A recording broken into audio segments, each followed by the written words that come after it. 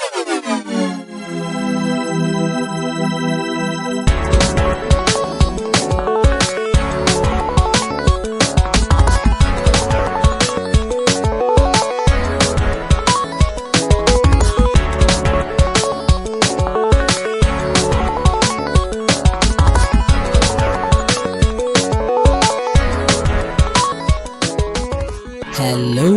people.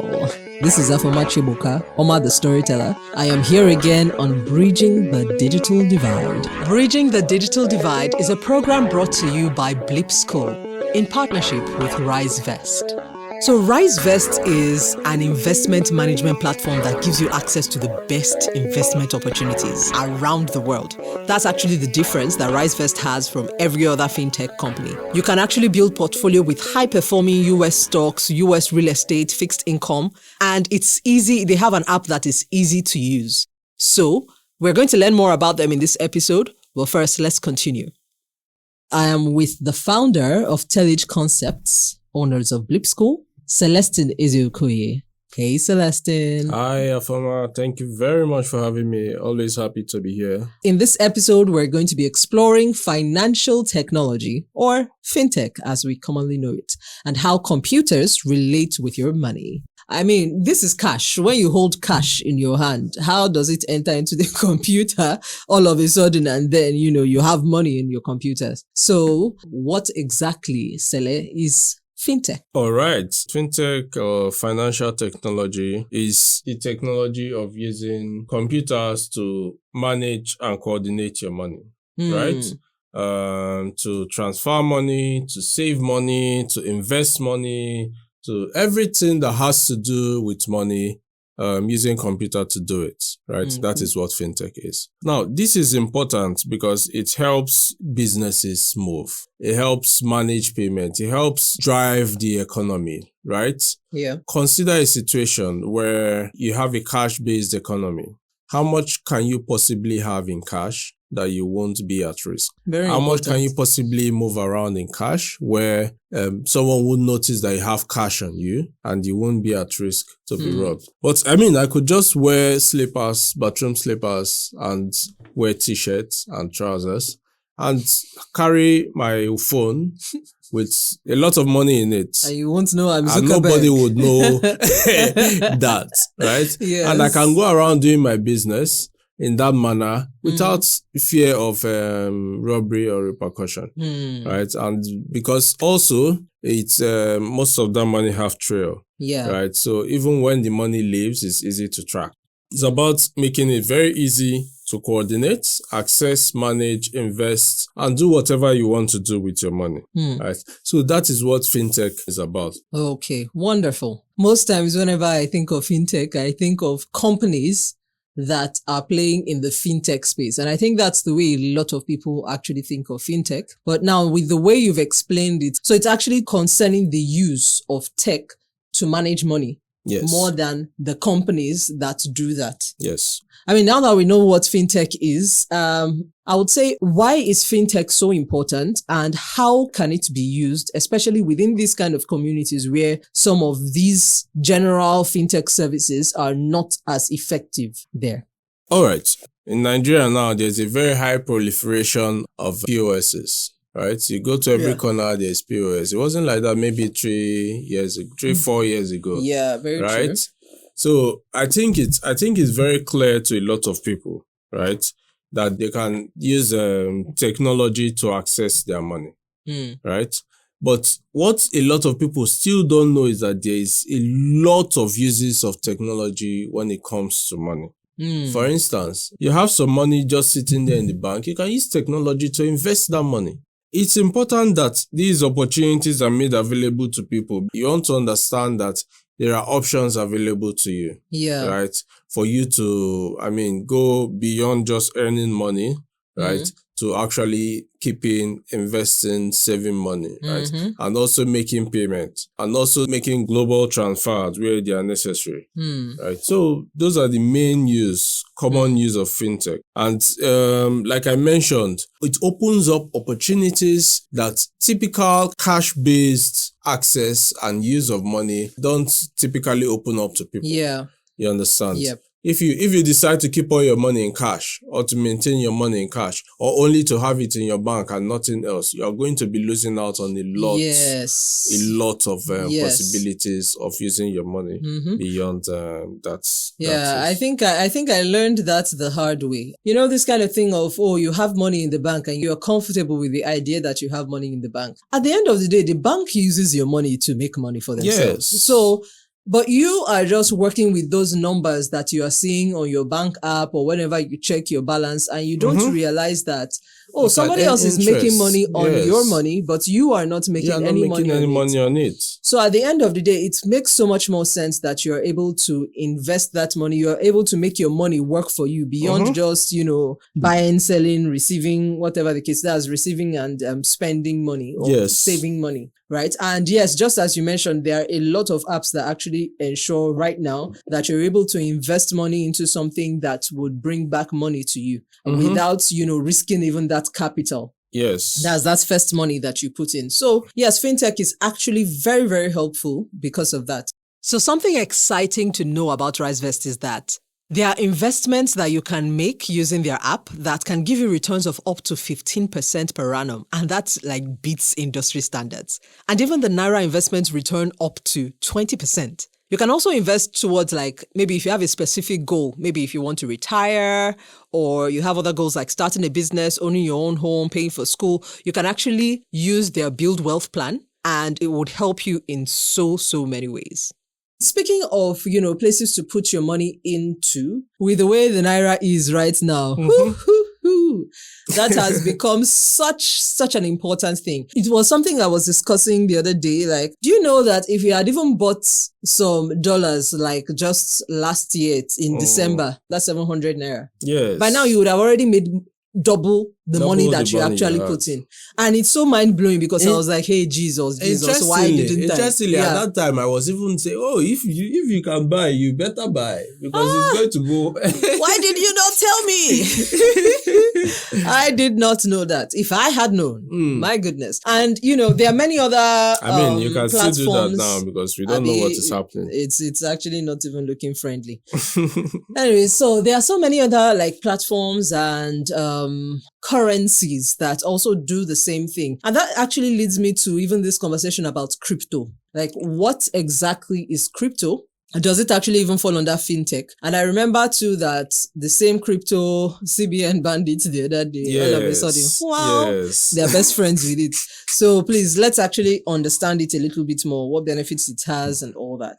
Yeah. All right. So cryptocurrency is basically digital currency, right? Just the way we have regular currencies like Naira, dollar, yen, and other currency. Crypto is money in digital currency stored in a technology called blockchain. But blockchain is a very complex technology that will be discussed maybe some other time. Crypto is a currency of money storage, even though a lot of people like to say, oh, it's not a real store of money, but I mean, it holds money, right? Now, how does it work? It works by having your money away from the prying eye of the regular banking system, right? Yeah. And considering that currency work using trust, right?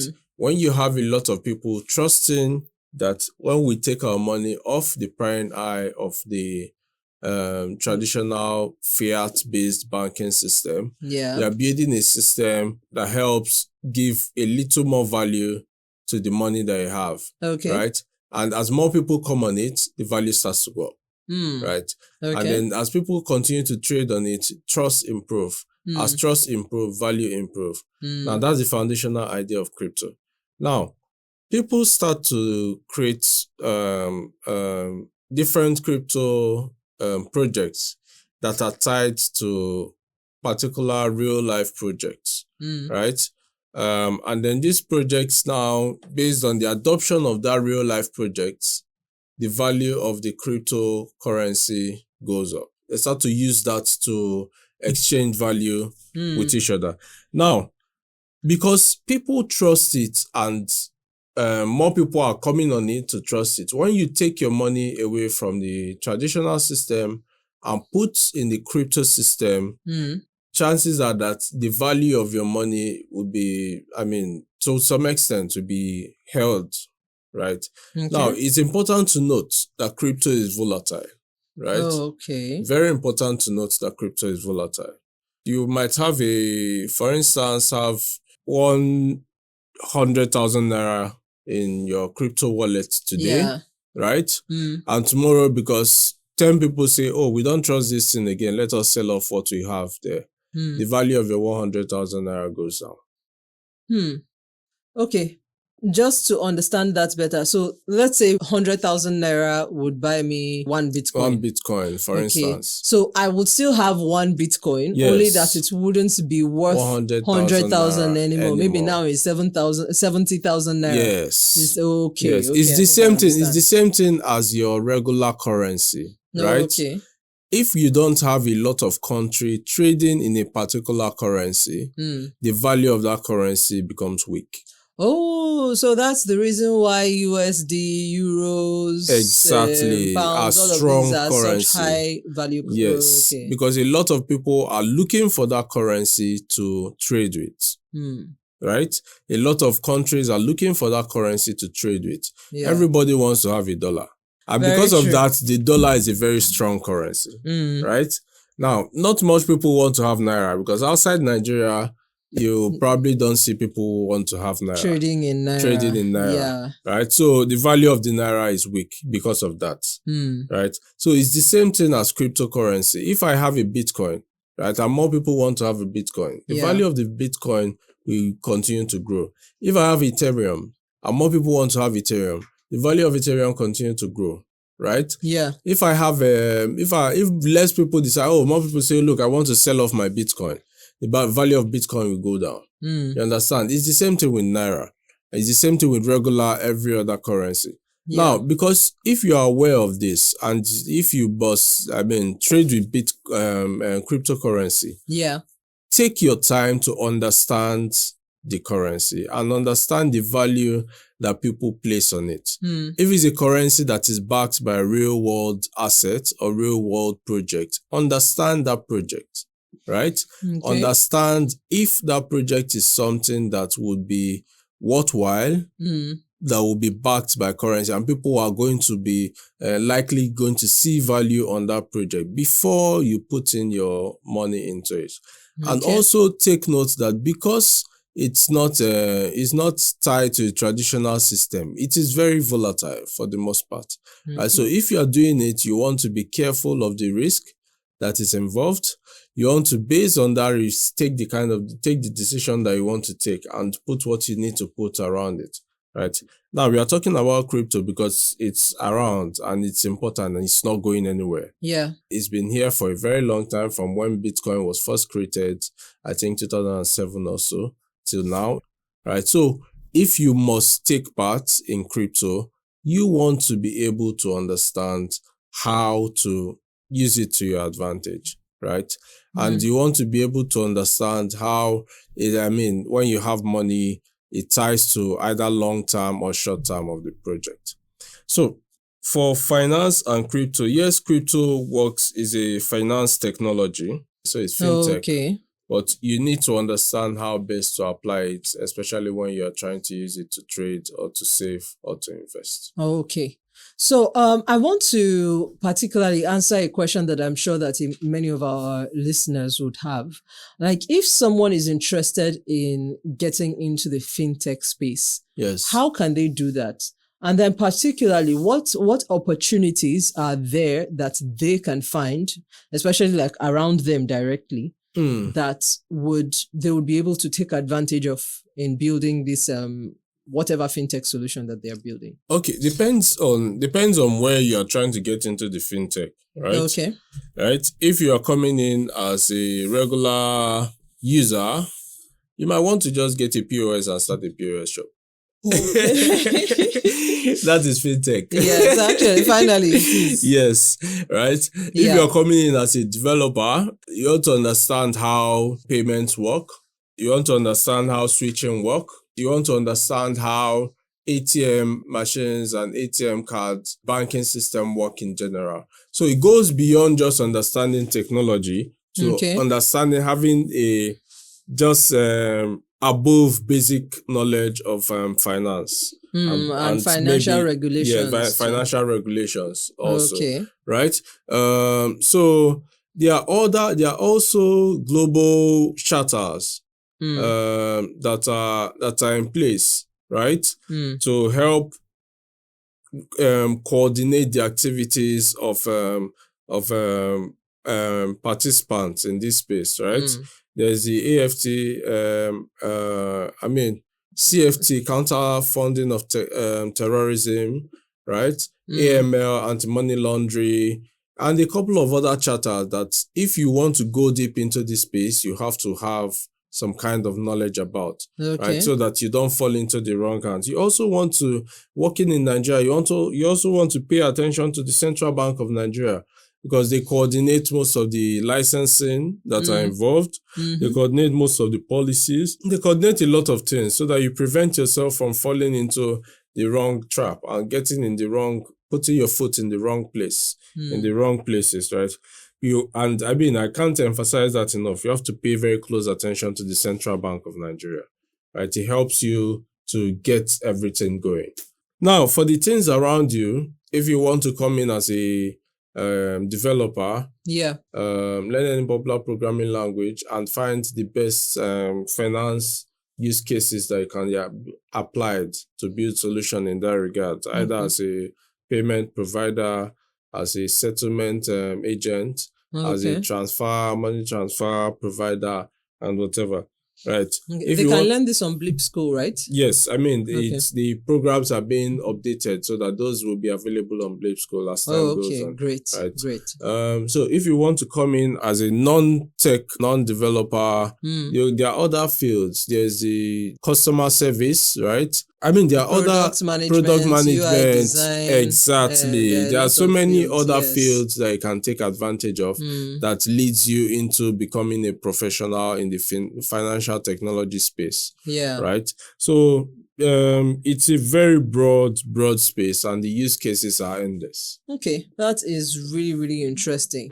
Now, something that I still want to emphasize, I know we covered this in one of our previous episodes on this bridging the digital divide, when we talked about security, that's particularly like device security, digital identity, and all of that. But I feel that especially where money is concerned, this is where it becomes so necessary. So I would actually like us to cover several things that we've talked about, but delve into them more so that we understand how we can apply them, particularly to secure our finances, because money.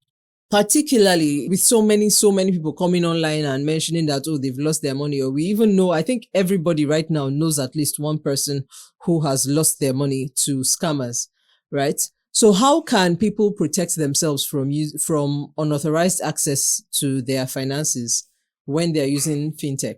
All right. Very important. Like we mentioned in one of our episodes in the past, pay attention to the website, right? It must be HTTPS, not HTTP, right? Download the app, the fintech app from the authorized stores. Don't ever give out your PIN and OTP.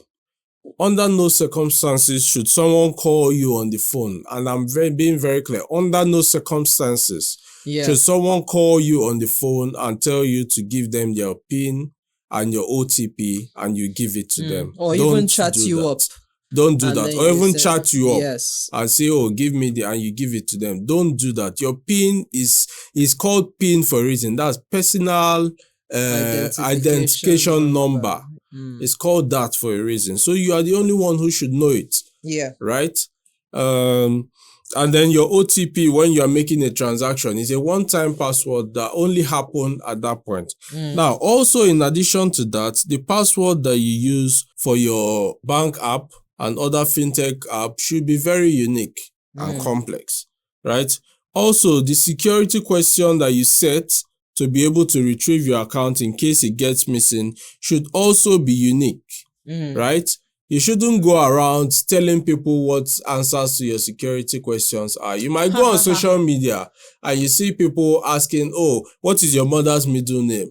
or what is the name of the street that you grew up, right? You don't know that they are what's doing the name of your first or the dog? name of your the name of your dog, of your first dog, or first pet. those are social, and you are answering, you are having fun on social media. You don't know that people are taking your information and forming a profile and doing social engineering on you. You understand? So keep all this information. Again, when you make an inquiry on social media, you want to pay attention to those that are responding to you, so that you don't fall for social media accounts that are not official social media accounts. Right? So pay attention. So if you don't, you are responding to only people who are official, right? Official from you are responding to social media accounts that are official from the bank or from the fintech provider.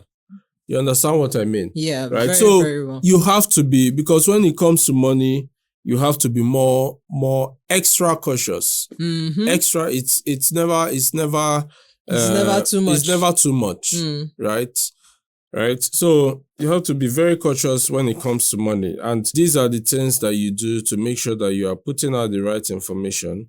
You are responding to you are accessing the right service, right? You are responding to the correct people, right? And then it now even comes into your password and how sensitive it can get. Make sure that you are using the right password combinations, right? For the passwords that you are creating for your fintech, and make it different from your regular password that you are creating for other services. Okay. Speaking about passwords, like how can people make their password really strong? What is to put it in a funny way, let's say the anatomy of a strong password? All right. So it's combine. Don't use something people can guess. Okay. Like your name. Or your birthday. Or your birthday. Or your date of birth. You understand? Right? Don't use something like his easy sequence or like the QWERTY on your keyboard. QWER, QWERTY. Don't use sequence, that. Right? Don't use regular sequence. Password. 1, 2, 3, 4, 5, 6, 7. Right? Don't use passwords. Right? You say, what's your password? Your password is password. Everybody can guess that. Exactly. Everybody can guess that. Yeah. Right? Use something that is difficult to guess. That only you will be able to remember. Maybe you can find out where you can write in a secret place that you can access. But let it be something that you are able to remember alone. Right? So your passwords also should contain uppercase, like we mentioned in a previous conversation, uppercase, lowercase, numbers and symbols.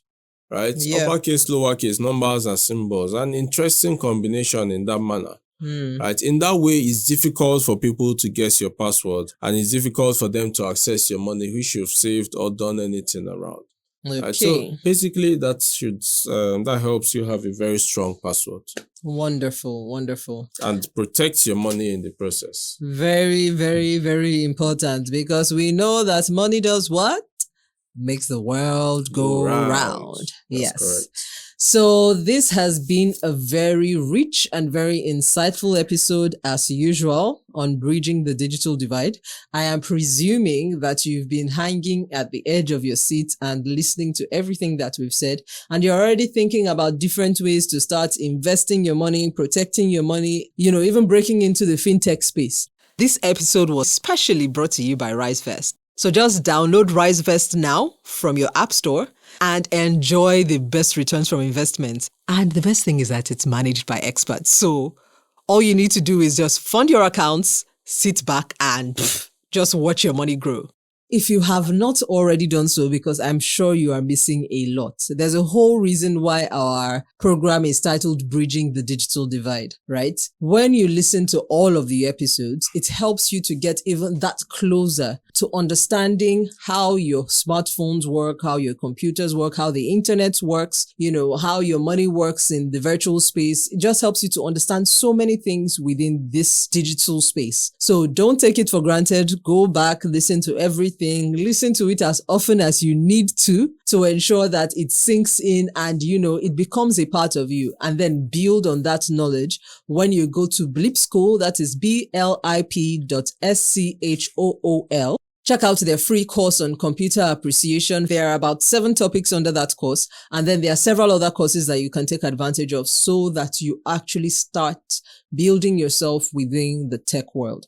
Even if it's not that you are breaking in as a tech bro or a developer or a non-tech in tech person, you can actually still use it in whatever kind of business that you want to do. So thank you once again, Celestine, for joining us on this episode of Bridging the Digital Divide. It's my pleasure. Always very happy to. Awesome. Celestine Eziokoye is the founder of Telit Concepts, owners of Blip School. And as usual, this is your girl, Afoma Chibuka, Oma the Storyteller. And I look forward to seeing you on the next episode. Thank you for joining us on Bridging the Digital Divide. Bridging the Digital Divide is a program brought to you by Blip School in partnership with Rise Vest.